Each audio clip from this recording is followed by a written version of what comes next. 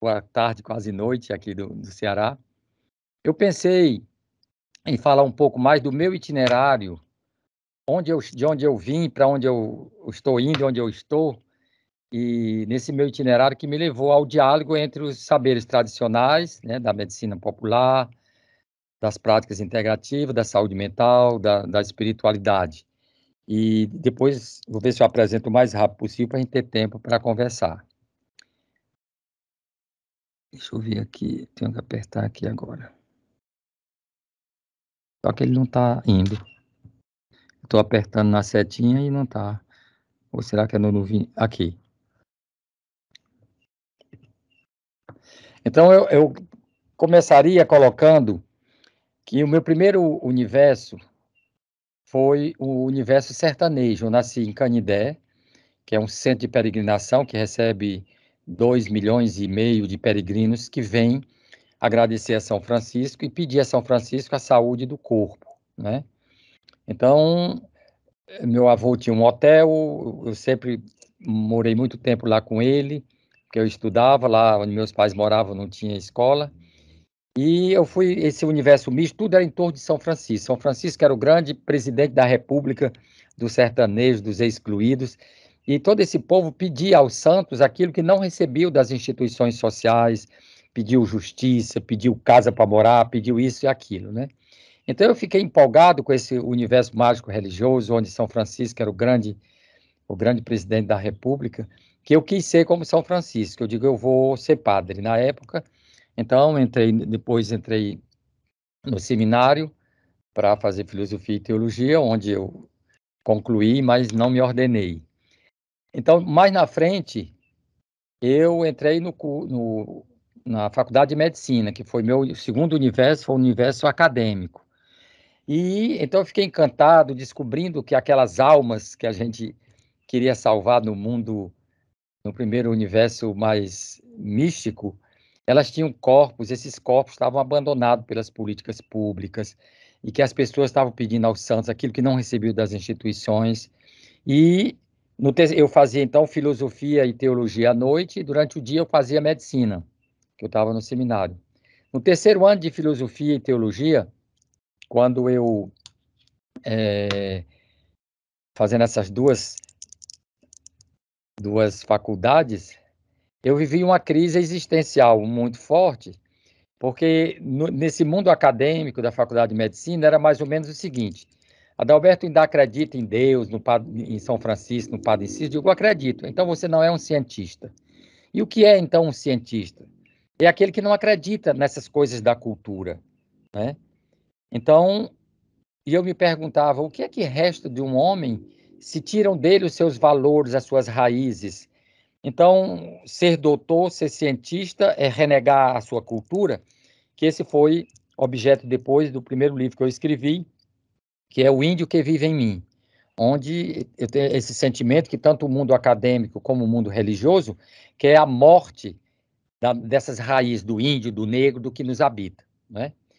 E no terceiro ano, vivendo esse conflito, né, essa crise existencial, me veio uma história que eu ouvi em Canindé quando eu era criança, nos ex-votos, tem uma casa dos ex-votos, e lá tem uma criança, um ex-voto de uma criança perdida na Amazônia, né? E conta a lenda que essa criança se perdeu na floresta, os pais desesperados procuraram durante 3 dias e não a encontraram, e já desesperado, achando que algum bicho teria comido, se ajoelhou e fez uma promessa com São Francisco do Canindé, que se ela voltasse sã e salva, eles levariam este ex-voto, que ainda hoje tem lá, e diz a lenda que a família ainda estava ajoelhada quando a porta se abre e a criança chega. Isso no século XVII, mais ou menos. Então, milagre. Quem era? Quem foi esse homem que lhe protegeu? Depois, quando vieram pagar a promessa em Canindé, vendo o rosto de São Francisco pintado nas paredes, com a barbazinha, aí a criança disse, mamãe, o velhinho era aquele. Então, vocês imaginam, nessa leitura, mostrando que o santo era muito poderoso. Só que agora, eu fazendo medicina e fazendo filosofia e teologia, eu fiz uma releitura. E eu tive um entendimento, mesmo antes da teoria, sobre o mito, né? A importância dos mitos. Então, de repente, eu me dei conta, Adalberto, a história é tua. Hoje tu está perdido na floresta do conhecimento. O que é que essa criança, o que foi que aconteceu com ela? Durante 3 dias, a família procurou e não encontrou. A partir de que momento ela apareceu? Foi no momento que a família fez apelo aos seus valores culturais. Como eram católicos, fizeram a São Francisco. Se fosse um bandista, se fosse outra religião qualquer, teria funcionado. E aí eu entendi. Essa história é a tua também. Você está perdido na floresta do conhecimento. Se você quiser salvar a sua identidade, você tem que fazer apelo à tua cultura. E a partir daquele momento foi muito claro para mim, e eu disse a mim mesmo, olha, eu posso ser um cientista, doutor, cientista, mas sendo caboclo nordestino com muito orgulho. E eu disse a mim mesmo que tudo que eu fosse fazer, eu faria sempre um pé na cultura e um pé na ciência. Aí eu fiz medicina, fiz etnomedicina, fiz psiquiatria, fiz etnopsiquiatria. E todo o trabalho que eu comecei a fazer foi sempre levando em consideração essa dimensão da cultura, que é lá onde está o recurso da espiritualidade, né? Ou das espiritualidades. E quando eu comecei a fazer essa reflexão, eu me dei conta que esses dois universos aparentemente contraditórios, que aquilo que não era católico, apostólico, romano, era coisa do Satanás. E no mundo acadêmico, aquilo que não vinha das pesquisas científicas era charlatanismo. E aí eu me dei conta que esses dois universos aparentemente contraditórios, eles funcionavam do mesmo jeito, idêntico, excluindo o diferente. Aquilo que não era católico, apostólico, romano é coisa de Satanás, aquilo que não vinha do mundo acadêmico científico é coisa, é charlatanismo, não é sério, né? E aí foi a partir daí que comecei um pouco o meu itinerário, né? Aí passei 6 anos na Europa, onde terminei a teologia em Roma, depois fiz a psiquiatria, fiz a etnopsiquiatria e voltei. E quando voltei para o Brasil, depois de 6 anos, eu entrei na faculdade de medicina, onde eu comecei a ensinar no departamento de saúde comunitária. O meu irmão, que é advogado dos direitos humanos, que fazia um trabalho na favela, começou a me mandar. Eu tenho que passar aqui. Deixa eu ver aqui onde é. Certo. Então, começou a me mandar para o hospital as pessoas que tinham problema psíquico. Mas um dia aumentou tanto que eu disse, não mande mais não, que eu vou fazer o contrário, eu vou vê-los lá na favela. Então, eu fui com meus estudantes de medicina e para encontrá-los na própria comunidade, lá onde eles estavam. Pronto. Então, quando eu cheguei lá, encontrei essas pessoas todas me aguardando, e para mim foi muito importante no meu processo de perguntar por que eu estou aqui, porque geralmente quando a gente chega nesses espaços de exclusão, a gente vem como salvador da pátria, como doutor que sabe, como alguém que vem dar, vocês têm problemas, eu trago a solução e a resposta. Então, para mim foi muito importante. Eu disse para mim mesmo, eu estou aqui para mim mesmo. Aí eu disse para eles, olha pessoal, o que é que vocês vieram procurar aqui? Estão buscando o quê? Nós estamos atrás de remédio para nossas doenças. Eu digo, eu também estou atrás da minha cura. Aí perguntaram, mas o senhor está doente de quê? Os estudantes de medicina, todo mundo rosado, classe A, vocês parecem tão saudáveis fisicamente, né? Eu digo, eu vim me curar da minha alienação universitária. Eu não estou satisfeito com os médicos, com os psiquiatras que nós temos. A psiquiatria que nós fazemos, né? Que é a medicalização o tempo todo desse sofrimento. Então, eu não vim aqui preocupado em ganhar o céu na outra vida, estou mais preocupado em evitar o inferno nesta vida. Não sou político, venho hoje dar alguma coisa e amanhã pedir votos a vocês. Eu venho para mim.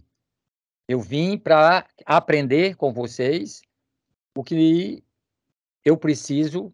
Eu tenho um saber que eu aprendi na universidade que me permite prescrever os remédios controlados de vocês. Mas cada um de vocês tem um saber.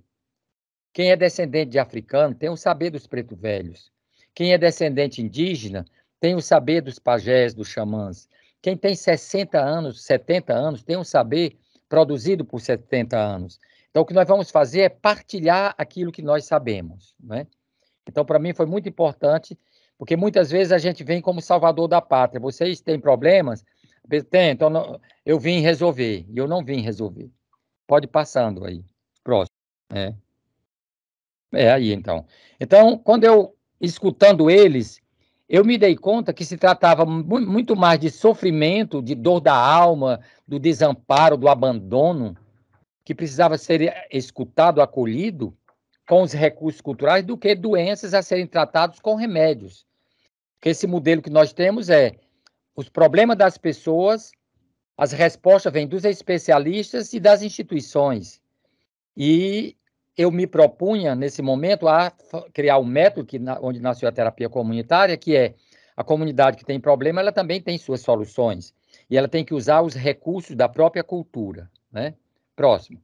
Então, nesse contexto, o sofrimento tende a ser psiquiatrizado, é medicalizado, é tratado como se fosse uma patologia. E isso gerando cada vez mais um maltrato nessas pessoas que recebem, uma vez que começa o tratamento, não tem mais fim. Próximo. A comunidade que eu trabalho chama-se Quatro Varas. É muito significativo esse nome, não é? E que é a história de uma lenda que um pai que tinha 4 filhos, antes de morrer, não tinha bens materiais, chamou os 4 filhos e pediu que cada um fosse buscar uma vara no mato. E ele pediu que cada um quebrasse a sua vara, eles quebraram facilmente. Depois ele pegou as 4 varas, amarrou, mandou quebrar, ninguém conseguiu quebrar. E ele disse: essa é a mensagem que eu deixo para você. Não é uma herança material, mas é uma herança espiritual. Ou seja, enquanto vocês permanecerem unidos, como essas 4 varas, vocês serão mais fortes e ninguém irá destruí-los. Então, para mim, eu entendi que o isolamento fragiliza e a união protege, não é?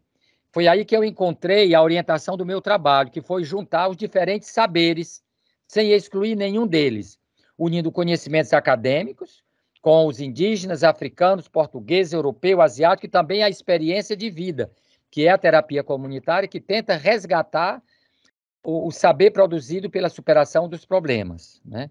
Mas eu não vou me aprofundar nisso, não. Próximo. Então, eu tinha uma certeza sistêmica e antropológica que eu fiz uma dupla formação. Eu fiz antropologia e fiz psiquiatria. Na psiquiatria, a minha tese de doutorado foi a comunicação na família do esquizofrênico, uma abordagem sistêmica. E na antropologia foi sistemas de crenças e práticas médicas do sertão nordestino. Então, eu sabia, pela essa minha formação teórica, que toda comunidade sofrida possui os recursos para afrontar e resolver os seus dilemas, que a gente não precisa vir como salvador da pátria. Eu não vou dar exemplos porque o nosso tempo é muito curto, mas tem vários exemplos, a gente pode voltar sobre isso. Próximo. Os curandeiros, que eram os recursos culturais locais, estavam todos adoecidos e marginalizados, neuroleptizados. Eles começaram a vir e o tratamento consistiu em despsiquiatrizar, tirar esses psicotrópicos. E uma vez tratados, eles foram revalorizados e, tendo as suas competências reconhecidas, eles puderam retomar o papel a serviço da comunidade. Depois a gente conseguiu, em convênio com a prefeitura, que até hoje ela paga o salário deles e eles trabalham lá fazendo os cuidados para a comunidade. Próximo. Então, com relação ao trabalho dos curandeiros, de pacientes, eles tornaram-se colaboradores. E no início foi muito um desafio. Como é que eu vou trabalhar com esses curandeiros se eles têm outra referência, outro sistema de referência, outras crenças? Então, o risco seria converter ao modelo biomédico, ensinando coisa a ele, como se o que eles soubessem fosse atrasado. Eu comecei, quando o primeiro dia que eu, eram uns 12 ou 13, eu perguntei, na hora do aperreio, de que é que eu me valho? Aí um curandeiro disse assim, quem é mais evangélico, eu me valo do Espírito Santo. Quem é da Umbanda, eu me valo dos Preto Velho. Quem era católico, Nossa Senhora. Então, cada um fazia apelo a um valor. Aí eu disse, o curso que nós vamos fazer de massoterapia, para vocês aprenderem a dar massagem, ter uma profissão e poder ser pago e ganhar por elas, porque como curandeiros eles não aceitam o pagamento, né? Para vocês fazerem isso, não é para mudar a visão de vocês, é para agregar valor, para vocês entenderem Quando alguém diz, eu estou com uma obsessão, o outro diz, ele está falando do encosto, ele está falando disso ou daquilo. A gente tem um entendimento. É como se fosse ser poliglota da cultura, onde a gente... quando você diz house, é casa em português, né? É maison em francês. Nessa perspectiva transcultural, né? Para mim, próximo, o primeiro desafio foi como eu me desprender da minha posição de especialista. Doutorado, doutor em psiquiatria, Universidade René Descartes, doutor em antropologia, Universidade de Lyon, professor da Faculdade de Medicina. É quase um deus. Então, eu não podia permanecer nesse lugar, pode ir passando. E aí eu fui dizendo a mim mesmo, eu estou aqui para aprender e não para exercer poder. Eu vim aqui tomar um banho de humanidade e de me curar da minha alienação acadêmica e não para exercer poder. Somos um como os outros, né? E não ficar, pode ir passando. Inicialmente, quando eu cheguei lá, eu estava querendo exercer uma psiquiatria diferente. E logo eu percebi que eu não era só aquele que vinha doar, fazer, eu também era, como dizem os franceses, né? A gente dá e recebe, né? Partie donnante e partie prenante. Então, eu comecei a ver que não era apenas uma questão teórica e técnica, eu estava envolvido pessoalmente, próximo. E eu dizia constantemente, eu vim para mim mesmo, e como os outros, eu me beneficiava do que estava sendo partilhado. E descobri nessas sessões, onde muita gente, com muita precariedade, que a precariedade também estava em mim, na minha instituição, na visão de mundo que eu tinha, na maneira da instituição acolher as pessoas e ver o mundo. Então, isso foi, ao mesmo tempo, a minha própria terapia, nessa circularidade onde eu dava e ensinava e aprendia. Próximo. Eu encontrei o interesse pessoal, é verdade, porque respondi as minhas questões, muito mais do que acadêmico, pelas ressonâncias despertadas pela evocação da experiência dos participantes. Eu também fui um migrante, eu também vim morar em Fortaleza, e quando eles falaram que vieram do sertão, e quando eu cheguei com meus pais, eu fui morar numa favela, eu também participava. Então, quando eu vi a dor dele, das mudanças, me reenviava a minha própria história. E então, ali, eu estava materializando o que eu tinha dito no início, que eu vim para mim. Próximo. E aí eu fui compreendendo que um grupo, uma comunidade de apoio, ela só é benéfico quando a qualidade das relações que acontecem lá entre as pessoas promove o crescimento individual e coletivo. Por isso que a gente instituiu regras, não dar, analisar, não dar conselho, não julgar, porque cada um deveria falar por si. Próximo. Então, essas constatações me ajudaram muito e facilitaram o abandono da minha posição hierárquica e do conhecimento incompatível com a colaboração entre saberes diferentes, que exige a horizontalidade das relações e não a verticalidade. Né? Próximo. E aí a gente começou a buscar soluções participativas, como integrando saberes e ampliando várias redes sociais. E foi aí, então, que a gente, para dar resposta a essas fraturas dos vínculos sociais, a gente criou o projeto Quatro Varas. Próximo, que eu não vou falar aqui, é só para citar. E foi a partir dessa escuta que nasceu a terapia comunitária integrativa, que hoje faz parte das práticas integrativas aqui do Brasil, né? E procurando soluções na própria comunidade. Aí nós temos lá capacitação dos curandeiros, obra de saúde comunitária, resgate da autoestima, farmácia viva, ateliê com arte se constrói o que a miséria destrói, tratamento do estresse pós-traumático comunitário, reiki, ventosa, e por aí vai. Eu não queria me alongar com isso, não, queria só continuar dentro do meu itinerário. Próximo. Então, essa experiência, próximo, nos permitiu unir os conhecimentos e ampliar as redes de solidariedade, né? Para isso, nós devemos ter a humildade de saber que nós, especialistas, não sabemos tudo e que nós precisamos uns dos outros, entre nós, na interdisciplinaridade. Se na interdisciplinaridade já é difícil, imagine na transculturalidade. Eu achei muito mais fácil trabalhar na transculturalidade do que, muitas vezes, na interdisciplinaridade. E ser humilde é ter consciência das próprias competências e limites, aceitando as competências dos outros como complementares. Isso só é possível se nós deixarmos o lugar do especialista que sabe para aprendermos uns com os outros. Por outro lado, nós não podemos negar às contribuições da ciência, da psiquiatria, da ciência moderna, né? Próximo. O que é que nós aprendemos e quais são as perspectivas? Primeiro, o homem só pode se desenvolver em relações que liguem aos outros. A gente tem que sair do mundo das sinapses cerebrais para agregar as sinapses sociais, culturais, trans qualquer coisa, né? Como a Riqueta já está um pouco dentro dessa dimensão. Que a pobreza e a riqueza estão em todas as partes. Elas são componentes de cada ser humano, de cada grupo humano. Muitas vezes a gente acha que a medicina científica é a verdade, a medicina popular é a antítese da verdade, é charlatanismo. Nós temos charlatanismo em todos os modelos, seja no modelo biomédico, no mundo religioso, existe. Então, essa ideia de que tem um que é o bom e o outro que é o mal, é o que nós vivemos agora atualmente no Brasil, que eu acho que a gente brevemente vamos superar um pouco essa polarização.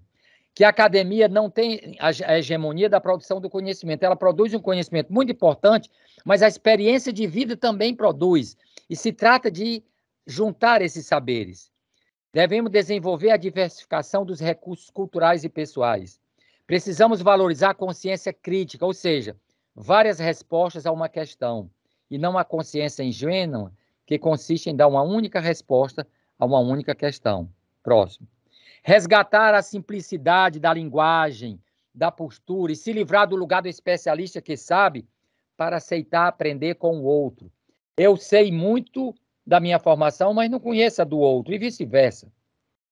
Então, a complicação é um instrumento de poder, de dominação, que deseja impor a sua superioridade afirmando que seu saber é tão complexo que o outro deve se submeter a si. Por isso a importância da gente falar uma linguagem compreensível. Não existe hierarquia na cultura. O saber de uma pessoa não é mais importante do que a de outra, é apenas diferente.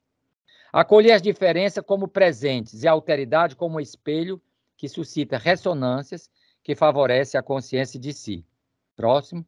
Sempre há o que aprender, dizia já o mestre Darcy Ribeiro. Lendo, ouvindo, vivendo e, sobretudo, trabalhando. Mas só aprende quem se dispõe a rever suas certezas. E nós, os especialistas, precisamos ter essa humildade de reconhecer e estar ciente de nossas próprias habilidades e limitações e aceitar as contribuições dos outros como complementar. Tudo isso, próximo, exige questionar nossas certezas, pois toda certeza é uma prisão. Fazer uma ruptura epistemológica, promover uma alternativa não competitiva, não concorrencial, mas complementar e equilibrada ao conhecimento universitário. Romper tanto com o isolamento do saber científico, quanto do saber popular e do saber político, e respeitar essas três formas de saberes. Trabalhar numa perspectiva de complementaridade, sem romper com a tradição cultural e sem negar as contribuições da ciência moderna. Redescobrir a noção de comunidade e pertencimento a um grupo plural, onde as diferenças são respeitadas e valorizadas. E para terminar o próximo, as considerações finais, nós precisamos criar novos paradigmas, onde cada disciplina, cada especialidade faça parte de uma construção maior. Cada conhecimento deve ser capaz de se integrar, sem perder sua identidade, em um conhecimento mais extenso, caleidoscópico, multifacetado, multicolorido, como as peças de um grande quebra-cabeça, onde a saúde também é percebida na sua dimensão relacional, interativa e ambiental. Próximo. Eu deixei aqui o calendário dos nossos cursos, que nós temos aqui ao longo desse ano, se interessar alguém fazer algum curso de aprofundamento, está aí à disposição. Mais um. Próximo. Eu não vou passar, mas vou deixar com vocês. Não vai dar para passar, não. Leva uns 10 minutos. É um vídeo mostrando o nosso trabalho aqui no Ceará, que foi feito pela Organização Pan-Americana de Saúde, a Organização Mundial de Saúde, que vocês podem ter acesso. Eu paro aqui para dar tempo a nós conversarmos e a partir daí começar o nosso debate. Então, muito obrigado pela paciência de vocês.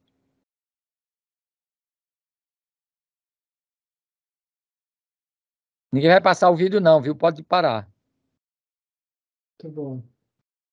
Só fica como documento. Pronto, pessoal, aí está vocês saberem o que é que eu fiz para chegar lá onde eu estou, no meu trabalho, nascer a terapia comunitária, né? Algum comentário, alguma pergunta? Professor, só coloquei elogios aqui.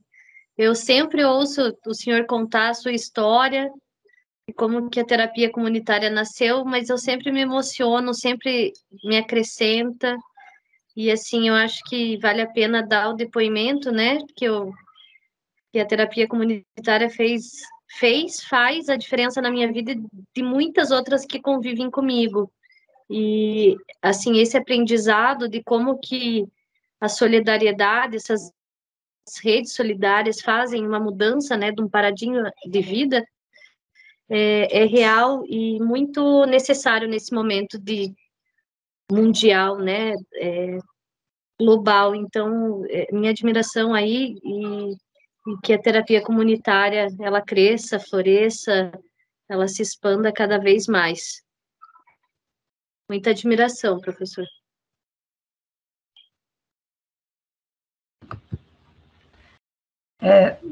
Queria comentar uma coisa que eu acho interessante, é que a caminhada do Adalberto, né, nesse processo de juntar essas duas dimensões, né, acadêmica e cultural, e também as dimensões do conhecimento oficial com o conhecimento da sabedoria intuitiva, da sabedoria popular, da sabedoria dos outros níveis de consciência, né? E que essa caminhada ela se reflete na metodologia da terapia comunitária. Isso que a Milena estava falando.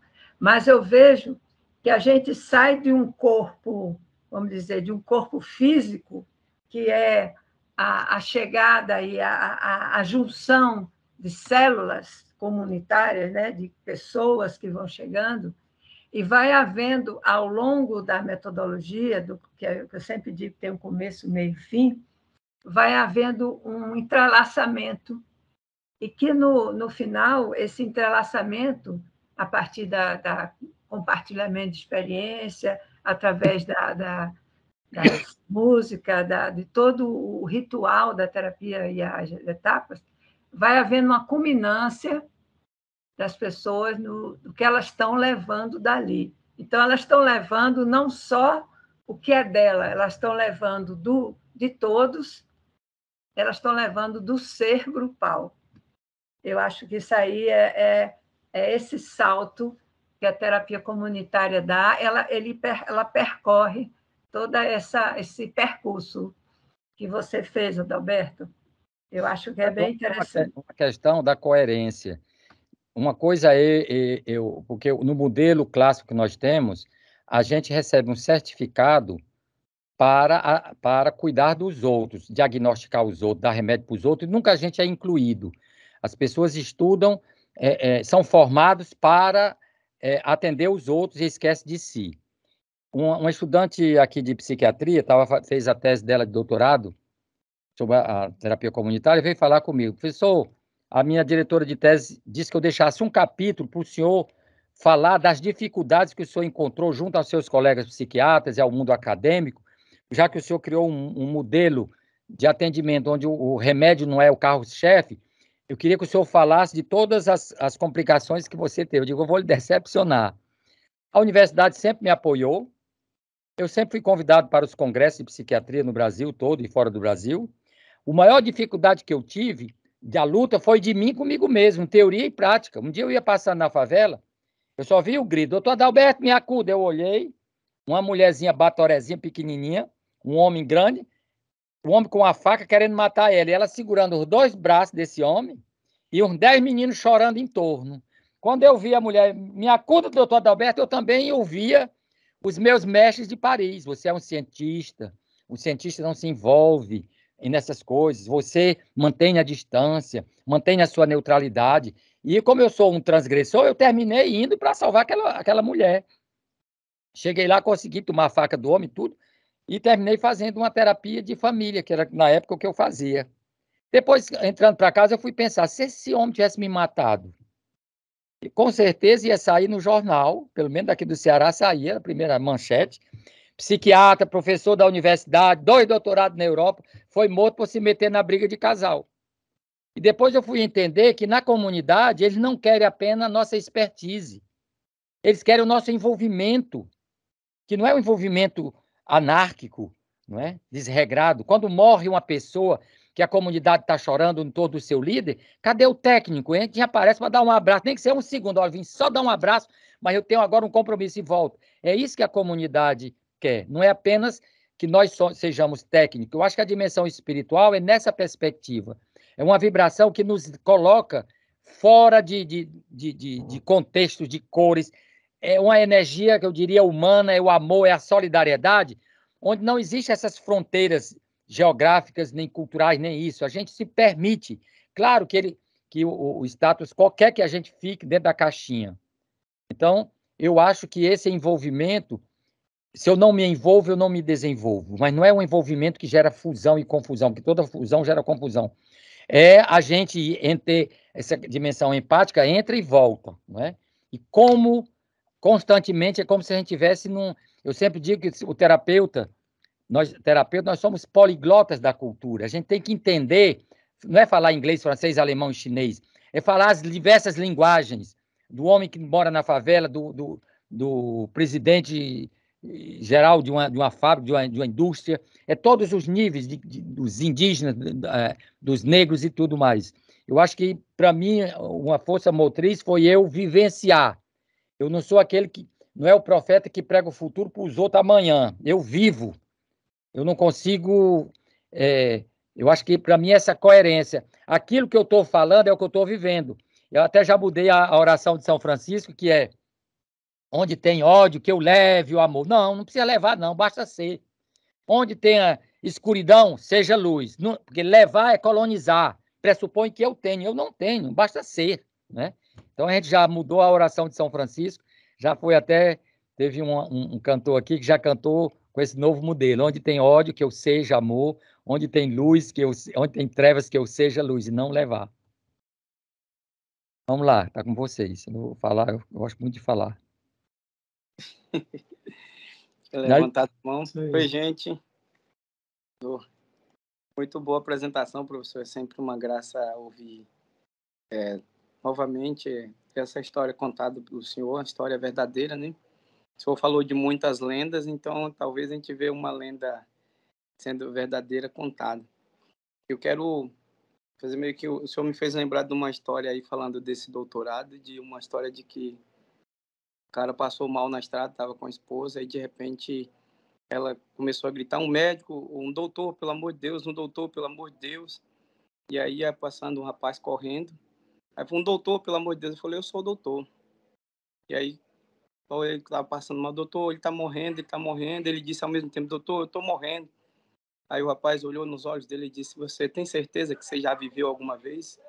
Aí de repente os dois pararam e perguntaram: mas você é doutor de quê? Ele falou: doutor em filosofia. Então, falando em vida nesse movimento, eu quero trazer um pouco para... Desde no início dessa nossa conversa, né, pelo que eu vi entre saúde mental e espiritualidade, então, essa confusão acadêmica, essa confusão interna, né, desse movimento. Então, se eu usar na terapia comunitária, deixa eu ver se eu compreendi. Então, o adoecimento mental nesse movimento, que o senhor compreendeu, é que vem do sofrimento humano. Já a espiritualidade, ela está... Talvez não tenha uma tradução fina, que ela está intimamente ligada ao saber cultural em que essa pessoa cresceu, viveu e compartilhou. Como o senhor disse, se viveu em matriz africana, é óbvio que ela vai falar dos orixás, pai de santos. Se nasceu na cultura indígena, é óbvio que vai estar disso. Então, talvez seja o adoecimento espiritual, seja a deslegitimação dessa pessoa nesse ambiente, nesse lugar. Talvez, pelo menos eu traduzindo aqui, essa confusão desde o início era confusão mental e espiritual, e do Adalberto Barreto tentando entender qual é o meu lugar e como eu posso me curar de tal deles. Então, não foi nem lá e nem cá, foi bebendo dessas duas fontes. Uhum. Valeu. Caio, aí depois tem o Rubens, mãozinha. Só queria agradecer pelo compartilhamento, assim, me veio muito em mente essa, essa trajetória como uma dissolução de uma estrutura de poder, né? E uma construção de uma estrutura de autoridade que migra para o coletivo, que sai do indivíduo e começa a entrar dentro do coletivo como se fosse uma entidade, né? Como se ele fosse um ser, né? Um ser vivo, assim. Muito bonito, assim. Me veio essa imagem, né? Da estrutura de poder do pesquisador, do médico, do titulado, né? Que tem uma estrutura de poder, assim, colocada pela sociedade, né? Que é de cima para baixo, que não é rígida, né? E essa construção da autoridade de alguém que se despe da coisa e que vive a experiência e por viver se torna algo importante dentro daquela estrutura, né? E aí você coletiviza isso devolvendo para as pessoas uma ferramenta de que elas têm o próprio recurso, né? Dentro delas. Isso para mim é espiritualidade, né? É uma noção de interdependência das coisas e aí as estruturas sociais, né? Acompanhando essa interdependência, né? Casando com E essa interdependência. reconexão, porque se a espiritualidade são conexões, estabelecer conexões, você começa, porque existe essa conexão da verticalidade. Você tem problema? Tem. Quem é que dá, quem é que lhe trata? O especialista ou as instituições, e nunca são os parceiros que estão na horizontalidade, não é? E eu acho que é uma maneira de romper com esse modelo que gera dependência, que eu acho que não é por acaso que a questão da dependência química é apenas sintoma de uma situação dessa muito grande, né? Da desigualdade. Eu me lembro, na época que criaram o SUS, eu estava num estado aqui do Nordeste, ligado ao pessoal da Pastoral da Criança, e tinha o pessoal do Ministério da Saúde que estava falando da importância dos conselhos, né? Cada estado ter seu conselho de saúde.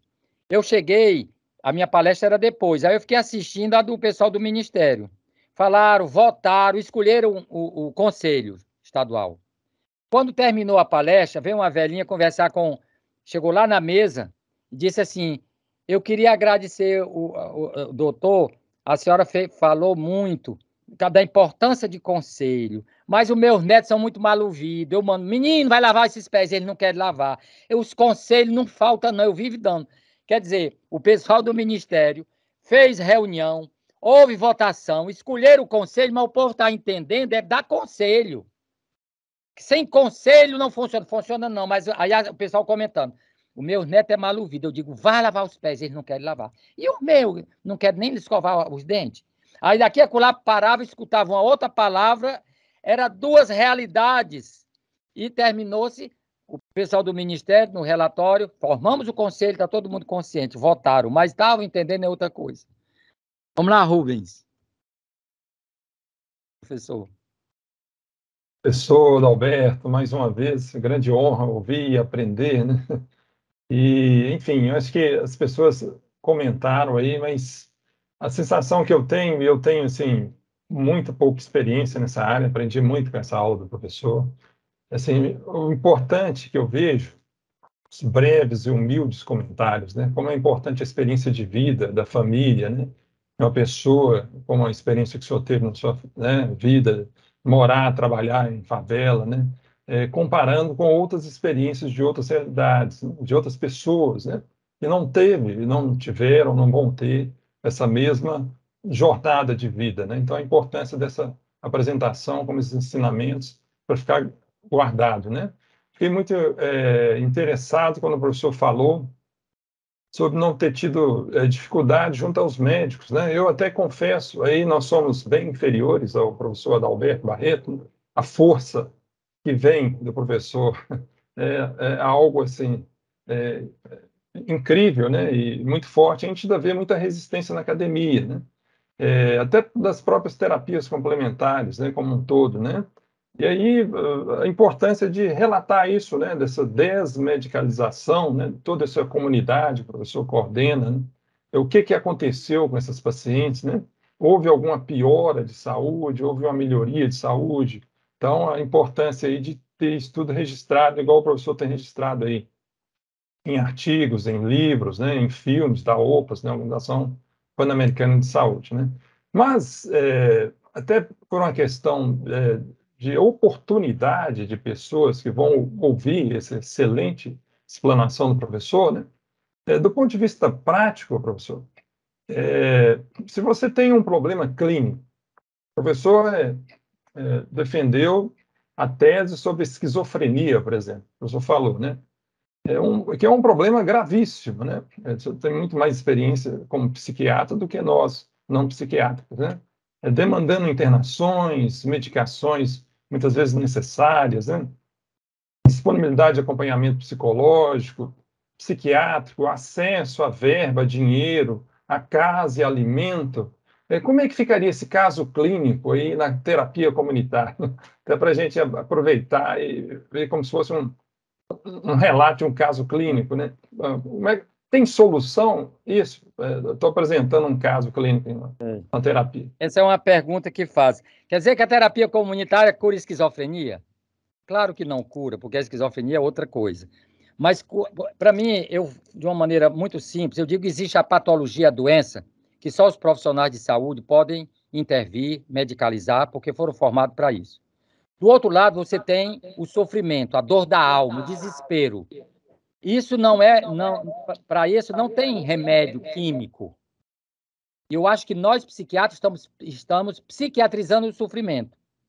Então, se para tratar as patologias, nós precisamos de hospitais, de salas cirúrgicas, disso, daquilo, aquilo outro, do modelo clínico, onde a resposta vem do especialista, e o sofrimento humano que acontece nas comunidades. Poderíamos criar espaços comunitários para que ela possa dar o apoio que a pessoa precisa. Muitas vezes a mãe, o esquizofrênico ou quem está vivendo um surto psicótico, ele nunca vem, ele é trazido. Quem traz é quem está sofrendo, é uma mãe. Esse menino entra na roda, sai, vai, volta, incapaz de dialogar, porque ele é quem tem a doença. Mas quem está sofrendo mesmo é a mãe. E quando essa mãe diz, eu não sei mais o que fazer, que agora, ultimamente, o meu filho está querendo me bater. Ele não era violento e agora ele está. Aí, o tema escolhido, a gente pergunta à comunidade, quem de nós aqui já teve de cuidar, usando a linguagem que o povo usa, de uma pessoa, de um doido, de uma pessoa que está desorientada, e o que é que eu aprendi? O que é que eu fiz para melhorar o atendimento? E as outras mães vão falando, eu também tive um. Aí eu me lembro de uma que disse, o meu filho era assim, aí o que é que eu fiz? Eu comecei a me concentrar só no remédio. Meu filho tomou o remédio hoje? Tomou. Tome, pronto. Eu só obrigava ele a tomar remédio, mas eu não ficava acompanhando ele. Aí ele deixou de ser violento. Aí depois eu lanço a pergunta, quem um dia já perdeu o juízo, já viveu a crise dessa, você se lembra quando é que você ficava mais violento? Aí um diz, eu ficava violento quando me tratava como se eu fosse um cego, como se eu fosse um abestado. Mastiga, cuidado, engole, abre os olhos, vai tomar banho. Aí eu comecei a ficar. E o que é que você gosta? Como é que você gostaria? Que me tratasse como se fosse uma pessoa normal, me alertasse para algumas coisas. Então, às vezes a gente pensa que tratar é tirar o sintoma, mas às vezes são as relações que estão doentes. Eu pesquisei muito aqui na parte de espiritualidade, nas religiões. Eu vejo um rumeiro em Canindé, nos cultos afro, mesmo nos evangélicos, chega uma pessoa puxando uma perna, reza, canta e sai, graças a Deus, graças a Deus. Eu olho, do jeito que ele entrou fisicamente, ele sai do mesmo jeito, mas tem algo que mudou. Então, nós estamos atrás das respostas clínicas numeráveis, mas tem coisas interativas que precisam ser levadas em consideração. Eu me lembro, nós estávamos fazendo uma pesquisa uma vez sobre AIDS, ligada à Umbanda, aos cultos afro, e um rapaz de 20 e poucos anos estava morrendo de AIDS no hospital. Ele disse, doutor, eu vou morrer curado. Fiquei assim, eu digo, como assim? Quer dizer, pensei até que ele tivesse ficado bom. Ele disse, que estava me matando não é a AIDS, eram os preconceitos, a não aceitação, era isso, aquilo outro. Disso eu me curei nas terapias. E aí eu comecei a ter um outro conceito de cura. Cura não é tirar o sintoma. O sintoma tem valor de comunicação. Ele é um alerta, como a luzinha do carro no painel acende para dizer, cuide da gasolina ou olha a bateria. Então, o sintoma, numa perspectiva sistêmica, que a minha formação é sistêmica, um sintoma tem valor de comunicação. Quem fala em comunicação fala em cultura, e quem fala em cultura fala código. Então, o que é um sintoma? Uma comunicação codificada culturalmente para expressar um sofrimento. Ora, nós psicoterapeutas seríamos decodificadores, mas como é que eu posso decodificar se eu trabalho só em cima do código linguístico? Se a pessoa não falar, eu não entendo nada. Nós temos o código linguístico, temos o código tátil, olfativo, que passa por outras coisas. Eu vi, por exemplo, uma pessoa vem me ver e eu começo a conversar, não, é como se o doutor falou 2 quilos, eu não entendi, e 1 grama. Aí essa pessoa vai para o culto afro. Lá naquele culto afro, para cada orixá, tem uma maneira, um tamborim, uma maneira de você bater. Então, quando ele vai chegando lá, que está batendo uma maneira de bater diferente, ele entra em transe. Significa que aquela vibração com aquele orixá, que tem já que seria um arquétipo, ele reage àquele arquétipo, ele não precisa mais falar nada. O pai de santo olha e diz, ai, tu é isso, tu gosta da liberdade, tu é um índio assim, assim, assim, a pessoa se acha. Porque o código usado não foi o linguístico, o analítico, foi o código sonoro. Outras vezes é pelo olfato. Então, trabalhar com essa pluralidade, onde eu ter consciência de que eu sou analfabeto no código do outro, por isso que a gente precisa colaborar. Eu não vou aprender, eu fiz antropologia, aprendi como faz o curandeiro, mas eu não vou substituir o curandeiro. Eu trabalhar aqui com a dona Zilma, eu como médico faço, como eu estou fazendo o meu tratamento aqui, ela está rezando para mim. Quando é ela que está fazendo a reza, eu estou olhando para ela e vendo as coisas dela. Eu não vou substituí-la. E nem eu quero que ela seja médico. Cada um na sua. Mas é trabalhar nessa perspectiva. Né? E é claro que você fica transitando, e para a gente não ficar falando coisa séria demais, um dia lá na favela, tinha um rapaz que ele se dizia profeta. Ele vinha todo vestido de azul, de cetim, né? E era da renovação carismática, então todas aquelas conversas da renovação, ele interiorizou, ele era aquela criatura. Aí chegou a mulher deles, doutor Adalberto, deu um remédio para o Domingos, porque eu tenho 2 filhas, já são adolescentes, 13, 14 anos, já acordei 2 vezes de noite, ele está olhando elas dormindo, seminua. Eu estou vendo a hora eles fazerem uma coisa com a minha filha e vai ser pior. Aí eu disse, vou ter que dar, mas ele era resistente, ele não queria tomar remédio. Aí eu tive uma conversa com ele e, para valorizá-lo, eu disse, o senhor vai no meu consultório. A consulta que eu quero conversar aqui não, que tem que ser lá, porque é muito importante. Não, mas não tem eu pago a sua passagem. Você pega o táxi, eu vou mandar buscar e deixar. E comecei a prescrever para ele um tratamento com efeito retardado, né? Que você toma uma injeção por mês, que eu falei em vacina. Depois que ele tomou 3, 4, ele chegou para mim e disse assim, doutor Adalberto, Jesus mandou dizer que só era aquelas 4 mesmo, que o senhor não precisava mais dar nenhuma, não. Se eu fosse contra, lá vem tu com as tuas coisas, ele vai dizer, lá vem um senhor psiquiatra, só conhece remédio. Eu disse, Domingos, quando foi que Jesus te disse isso? Ele disse, foi sábado. Sábado que horas? Procure ser preciso, porque Jesus passou também na minha casa, eu quero saber se foi antes ou foi depois da sua. Aí ele disse, foi 2 horas da tarde. Eu disse, foi 5 horas da tarde. Jesus veio lá na minha casa e disse, doutor Adalberto, eu passei na casa do Domingos e me confundi, eu peguei a ficha de um Domingos que mora lá no outro bairro, pensando que era dele, e eu tinha dito que ele não precisava mais fazer, diga a ele que eu me enganei, que ele ainda precisa tomar 6. Aí ele disse, foi, tá certo. E eu apliquei, ele continuou tomando o remédio. Quer dizer, claro que parece, mas é um diálogo, uma maneira de fazer, porque eu entrei no esquema dele. Como para ele tudo era Jesus, eu também entrei no Jesus. Porque eu estava pensando, era na proteção das filhas, porque esse homem, que era um líder comunitário, que chegasse a fazer um negócio, e aí um escândalo que sai em jornal nacional, sai em tudo, né? Então, às vezes, a gente tem que entrar sair dessa rigidez para ter essa flexibilidade, essa criatividade em face desse contexto, né? André. Boa tarde, quase boa noite já.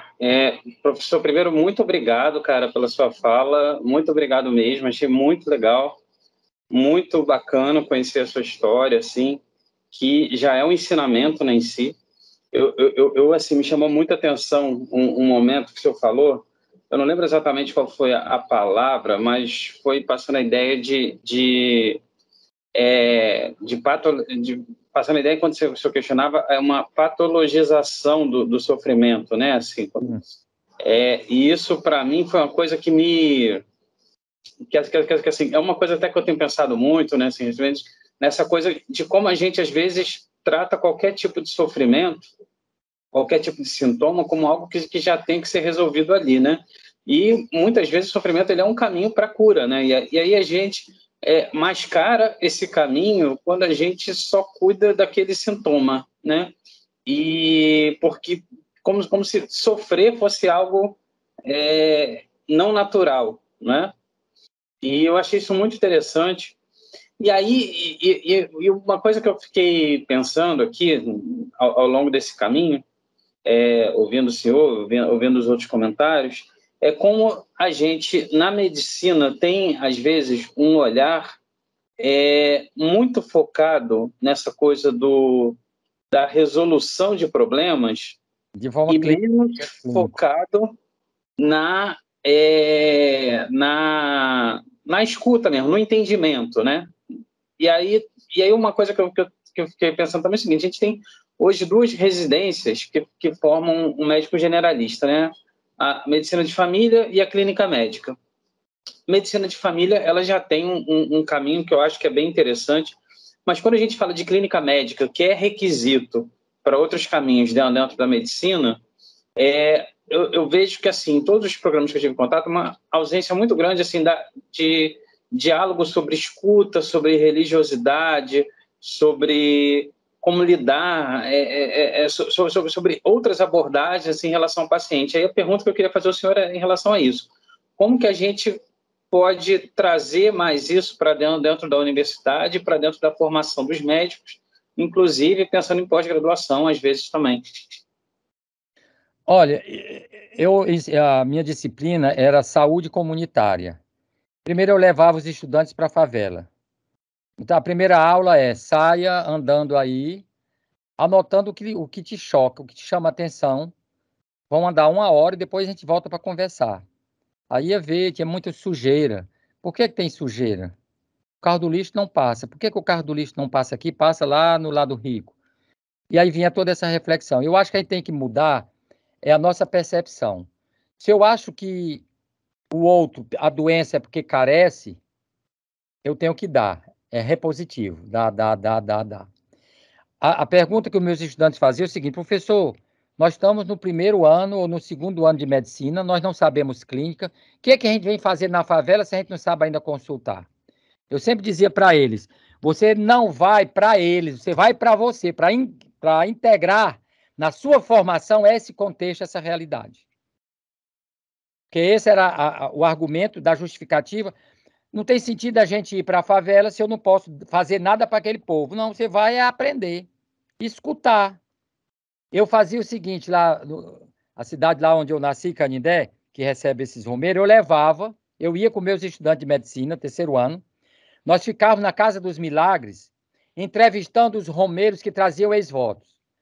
Quem da medicina queria fazer pediatria, ia entrevistar a mãe das crianças. Quem ia trabalhar ortopedia, ou essas coisas, ia entrevistar, cada um ia conversar com 10 romeiros que traziam um ex-voto, ou seja, a parte do corpo desenhada em madeira, porque ele teve uma doença. Para entender qual é a percepção que ele tem da saúde da doença, qual foi o itinerário terapêutico que ele fez, o que é que cada um dos terapeutas disse que ele tinha que fazer e o que é que ele veio buscar em Canindé. A gente viu que o problema não é de pobreza material. é cultural. As pessoas querem ir para o médico, mas elas querem ir também para o Canindé, para o São Francisco, para Nossa Senhora Aparecida. Todo mundo quer fazer as duas coisas, ou três. Ninguém se... Numa entrevista, sempre eu ouvia, doutor, na hora do aperreio, me vale de tudo. O que me mandaram fazer, eu vou. E a gente percebe que a saúde, a doença, é a porta de entrada das igrejas. Porque as pessoas estão com medo de morrer. Pedem a Deus o que não recebe das instituições sociais. Quando tem um câncer, vai morrer, pressão alta, eu não tenho condição de comprar remédio, consulta eu não tenho acesso, só me resta é Deus. E aí os pastores, os padres saem juntando, né? Então, a porta de entrada das religiões é a doença, é a questão da saúde. Porque essa violência de não ter casa para morar, de não ter salário, ela termina por atingindo a alma. E alma, que vem do latim, ânimos, é aquilo que dá ânimo, que dá força. Então, eu sempre digo que os cultos religiosos, afro, espíritas, evangélicos, tornaram-se UTIs existenciais, onde as pessoas vêm reanimar a ânima desanimada pela dureza da vida. E os pesquisadores estão atrás da cura clínica. Chegou puxando de um pé, é para sair andando normal. Não andou, então não teve cura. Porque não é isso que eles veem. Não é remendar um pé, um osso torto. Não tem como.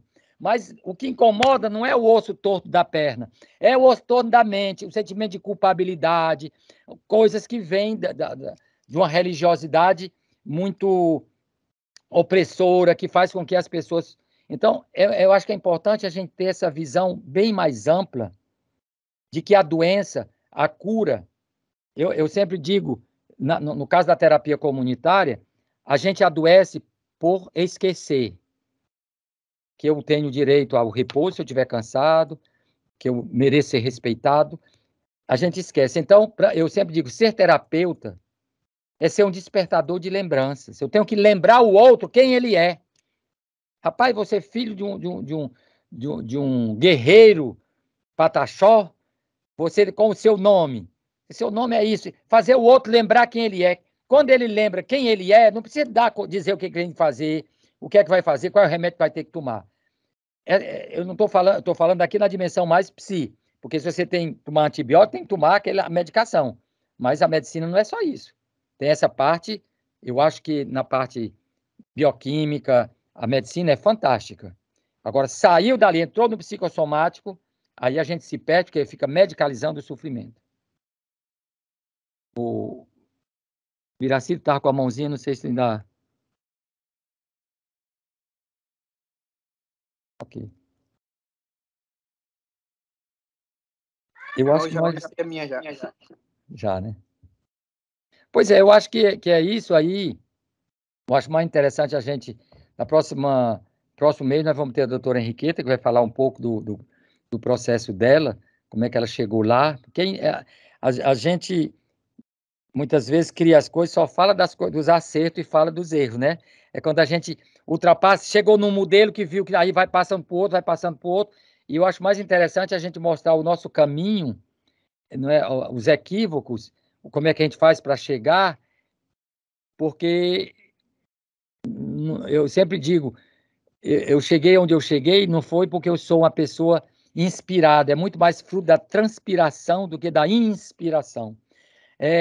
De passar situações que, se eu não tiver cuidado, se eu não tivesse, eu teria sido morto. Eu passei por situações que fui apenas psiquiatra puro, não usei a antropologia e quase fui defenestrado do 5º andar por um paciente espírita que estava possesso e dizia que que tem gente que não está acreditando em mim e se para acreditar eu preciso matar um, eu vou matar agora. Eu digo, sou eu. Entendeu? Aí eu tive que consertar bem ligeirinho para poder escapar. Então, muitas vezes a gente, quando está numa realidade dura, nesses contextos de precariedade, a gente não tem muita mediação. Você está em frente, ou você faz, ou não tem, vou pensar. Não existe isso, é quase imediato. É questão de sobrevida, né? Por isso que eu acho que todos nós, terapeutas, temos que ser poliglotas da cultura, de entender o sofrimento humano do favelado, do doutor, do camponês, de seja quem for.